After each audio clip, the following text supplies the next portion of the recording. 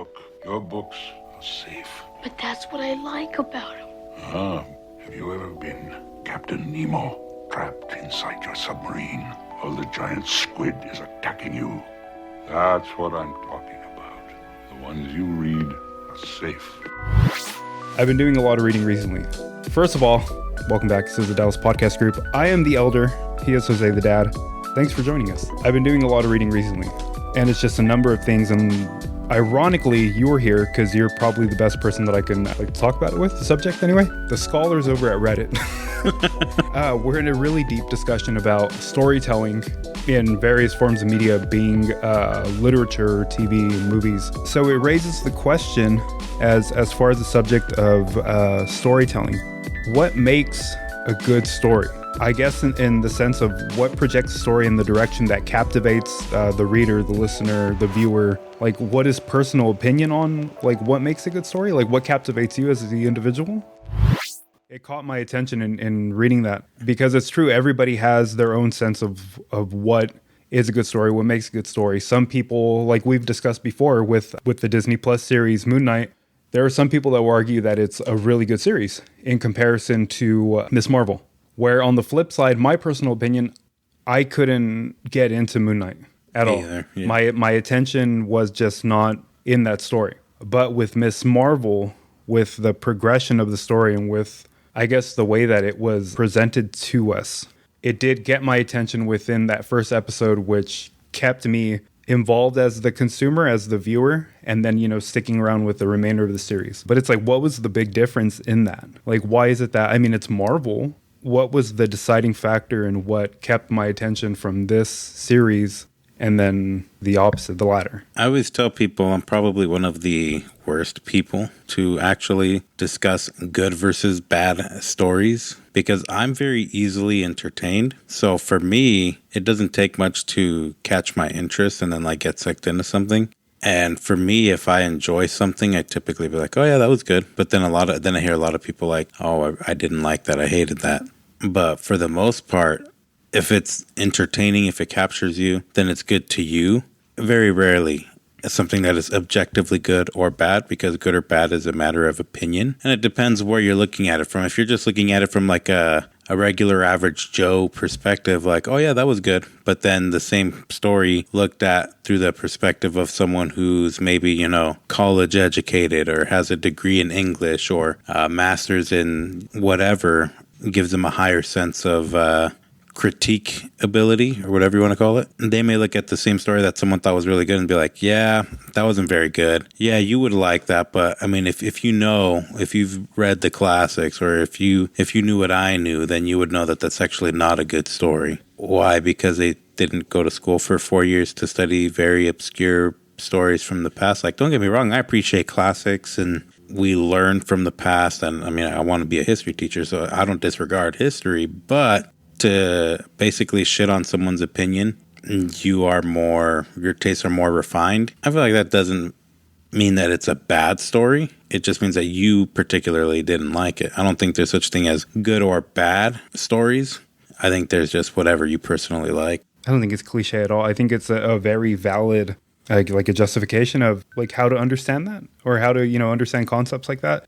For me, in its most simplified form, I'm sure there would be a large majority of people that would argue that a show like Reservation Dogs isn't as interesting or captivating as House of Dragons, which for me is the perfect example because I've been very invested in Reservation Dogs for the entirety of its running throughout its first and second season. Amazing show. And to me, the story is very grounded in real life and trauma and struggle and enduring and overcoming just various adversities of actual realistic situations. Yeah. Based in a realistic setting. Whereas House of Dragons, no shade at all. Within the franchise of Game of Thrones and within George R.R. Martin's, collective works, his universe that he's created, it's great, but it hasn't kept my attention past the third episode. And it's no slight on the show. It's just I've been in and out of it within the first 3 episodes. That's fair. And I've seen both as well. I've been keeping up with both since they've both released. And I like that you chose these 2 shows because they're very different, but it does kind of highlight obviously, what do you call it? House of the Dragons is getting a lot more attention because it's following Game of Thrones, which was an international success that was kind of unprecedented. And a lot of people like myself were probably kind of like, yeah, after that last season, I don't know if I'm ready to get back into Westeros. I'm a little skeptical about this. But then you like I wasn't like, oh, I have to watch a premiere night. I think I watched it like the next day. But then after I watched it, I was like, oh man, it's actually pretty good. All right, like it was enough to draw me back into that universe. And I have been invested past episode 3. Like it has kept my attention. But if we're talking storytelling, like the techniques used, the actual presentation of a story, I would probably argue that Reservation Dogs is a better storytelling series because the way they tell the stories and the way they present it, I feel is better and deeper than House of the Dragons. House of the Dragons is, in my opinion, kind of strictly entertainment. There's not a whole lot going on there. You can find things if you look for it, but you have to really dig and like look for it. Whereas Reservation Dogs, it tells you straight up, hey, this episode we're addressing dealing with loss. Mm-hmm. This episode we're addressing finding yourself. This episode we're addressing how to deal with broken friendships. So like you don't have to look for it. It hits you in the face, and it's not like here's the message. It's like it just shows you the message, but it's done in such a brilliant way that there's no really like debate. You just get it. I guess within Reservation Dogs, again as an example, it's led like a very linear story path. Yeah. The way that it's been laid out. But it's a really cohesive story in the sense that, our main subject revolves around, these kids that are going through the motions of their everyday life within this reservation. On top of that, there is the subject of the loss of their friend and in dealing with a trauma like someone taking their own life. And then how do you overcome that? And it's like it has a very somber tone, but it's also very bittersweet in the sense that there are these splashes of comedic relief in between like these really serious topics that are brought up. Honestly, it's like a very serious show. Yeah, I will say if you've had any time within the community that they're kind of representing, there's a lot of inside jokes too that you probably wouldn't get unless you've been a part of that culture. So my wife being native, me having lived on the reservation up there for 6-7 years, there's a lot of little things that we laugh at that like if Daddy Dungeon Master sees, he doesn't get it because he doesn't know like some of their superstitions or some of the stuff. Like you'll notice in the show the owl's eyes are always blurred out. That was what I wanted to say. And it's because owls are like a bad omen. Like you don't fuck with owls at all. Even though it's like done in a comedic way, they're blurring the owls just in case someone who's native watching, if their belief goes that far, they're not like, hey, here's this owl that you don't want to see, And the show does that very well. It like, even if you haven't been exposed to the culture or get a lot of those inside jokes, it's still a very enjoyable show. And shout out to the boy. I'm sorry, I butcher his name all the time, even though I hear it all the time. Taika Waititi. The homeboy did his research and like, he did great. He does a very good job of respecting the culture and portraying it without like butchering it or giving some kind of stereotype. Well, flowers to Sterling Harjo. Amazing as being one of the showrunners for that too, aside from Taika Waititi. Yeah. They do a great job because the thing too is you never know what kind of storytelling you're going to get. You get great storytelling, but the episode may be one that's a scattered episode following a bunch of different plot lines. Or you could get a very self-contained episode where the entire thing focuses on one person. You can get the whole episode in one location. You can get the whole episode spread out. Like you have very good ways of telling the story, and it keeps the show fresh by kind of keeping you on your toes, and you never know what you're going to get. I think is a really fun way of watching a show. The formula itself that they've come up with to just keep the show going. Whatever formula that they're following, obviously it's kind of set if you watch the show. You understand the narrative and the way that the story is propelled. It's very like a cohesive story. That in itself is probably my biggest example currently of entertaining storytelling. I would say moving away from House of Dragons and more towards a normal like weekly watch has been What We Do in the Shadows. Haven't seen that one. Really funny. He awakens. Very cool, Master. Thank you. Don't sing if you want to live long. They have no use for your song. You're dead, you're dead, you're dead. You're dead and out of this world. There is a story that is set and that revolves around, the main characters. And in the more recent episodes, in the more recent season, the most current season anyway, there is a character by the name of Colin Robinson that at the end of their prior season and in essence is reborn. And they kind of have to start all over again with the character and you don't really know where it's going. And they build up his story. The progression of his story is really interesting because it's comedic, but it's also, it keeps you on your toes wondering because then they drop just little tidbits about this character, Colin Robinson, and how they have to regress to then kind of build him up again for the viewers. Because he isn't like the character that jumps out at you right away. And it's like, oh, this guy is probably like the funniest dude in the show. You have to warm up to him. But then they make him like a main subject of the show currently in their story. Oh, wow. That is the baby Colin Robinson, I assume. At the beginning of season 4, Colin is about 3 years old, then progresses throughout the season. Who is this young ruffian? You remember baby Colin? Well, he's had a growth spurt. And there's other little side stories going on, especially with one of the secondary characters who then becomes a main character. His name's Guillermo. He's like their butler. Okay. But he's their familiar anyway. Guillermo has a bunch of these like little things about him. He's a closeted gay guy. He comes from a Latin background, so obviously there's the struggle of his sexuality within his culture. Very toxic masculine. He has this, which comes up. He has this closeted desire to be a vampire, but it shows throughout the series. But it's like, oh, okay, yeah, I think it rings a bell. I think I've seen the trailer. Like he wants to be a vampire, just so badly. And where do you find this show? On Hulu. It's on Hulu as well. It's an FX series, but it's on Hulu. He wants to be a vampire as well, and it's kind of the running joke throughout the show. Like maybe Master will turn me into a vampire today. It doesn't happen. Or so you think. Currently, it's on a cliffhanger, but.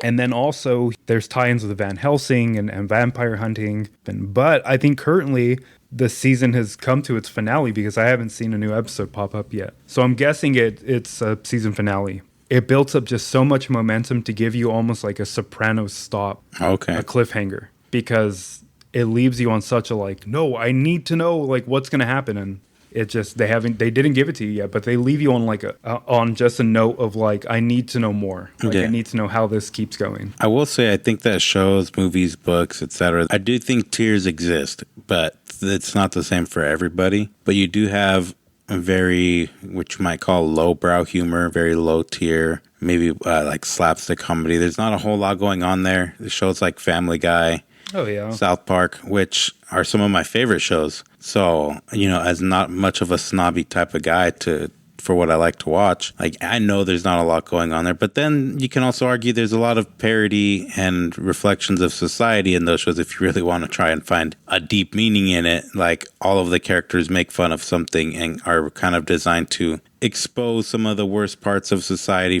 and kind of put a comedic spin on it, but there's what you might call lowbrow humor or lowbrow entertainment, sitcoms that last a season and then get canceled. And then you have these more critically acclaimed type shows that might, they take longer to get into. There's a lot more going on and you really have to, it's almost like a chore or an effort to get into it at first. But once you're into it, there's a lot of, reward for that time. So I do think there are tiers, but there's no one authority to say this is in this tier and this is in that tier. I don't think it matters. I think they exist, but I don't think it really matters because people are going to enjoy what they're going to enjoy regardless. I guess to kind of take it back around, in the sense of music, as far as storytelling. Yeah. Look at the song Pumped Up Kicks by Foster the People. Yeah. That fucking song, it's very, I would say, department store music. You don't really notice it. It's kind of just in the background. Hey, fucking Tide is on sale today. And then you find out this song's about a school shooting. Yeah, dude. Holy shit. I liked that song when it came out and I would jam to it. I liked it. As grim as it sounds. But when I found out the meaning of that song, I liked it 100 times more. Because I was like, yo, this is fucking serious subject matter, dude. No, me too, because I liked it. I was like, oh yeah, I like it with the pumped up kicks. And then you find out what he's actually saying. And then you're like, holy crap, you think you know a song and you're like singing, but then it's kind of crazy to me how you can know the words to a song. You could sing along to a song, but you don't even know what the hell they're saying until you actually stop and like pause for a moment. Because I had no idea what that song was about. I was just kind of like, oh, it's a fun little random song, you know, and then you actually listen and you're like, holy shit.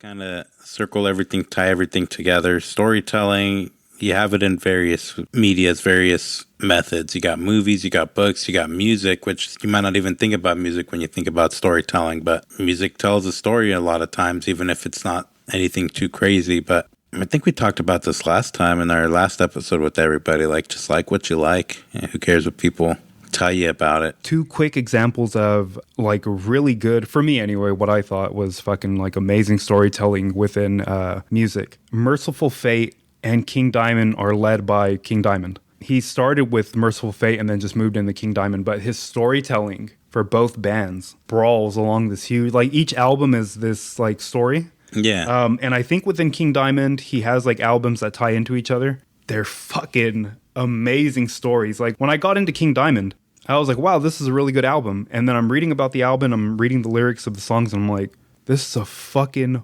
horror story.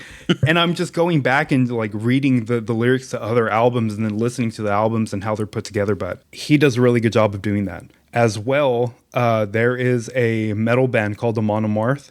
And they are a very like Norse Viking fucking band. Yeah. Very heavy band. But their storytelling is a lot of it is like Viking raids and fucking battles. It's an epic. Well, that culture historically had their stories told orally and not written down. Like there's very little written history. So I think it's kind of a cool way to keep that ancient tradition alive. To present it. And I'm sure that's why they do it. Because I'm almost certain that those guys are very... I think they're on the side of like representing that culture for as much as it's been diminished by like religious influence, Catholics and Christians. But I think they want to keep that the emphasis on that culture alive. And again, like you said, it is a very oral history. So when they present it, especially like at shows, not so much like a wall of death or like a mosh pit, but they have motherfuckers sit on the ground. And I would love to do this to go to one of their shows, but they have motherfuckers sit down and they have these guys do a row.